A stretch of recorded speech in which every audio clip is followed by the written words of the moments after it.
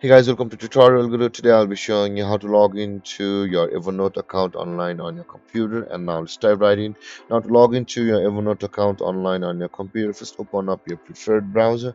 As I have already opened the Google Chrome, and on the search bar click over there and type in the address evernote.com like this and hit on enter, and then you'll be directed to the home page of the Evernote like this, where if you have not yet signed up for a Evernote account, you can simply sign up or register for a Evernote account from over here where it says the sign up for free. If you click on that sign up for free button, you'll be taken to a procedure where you can sign up for a Evernote account. But with that being said guys, in order to log into our account, at the top right corner of the screen you can see the login page available over here. Just click on that login button like this, and then you'll be taken to this login panel of the Evernote account. In order to log into your account, we'll be required to enter our email address, but before that you can also log into your Evernote account with your Google or your Apple IDs. If you click on these buttons, a login page to Google or your Apple IDs will open, and if you sign into your Google and your Apple IDs on the panel which was open from these buttons,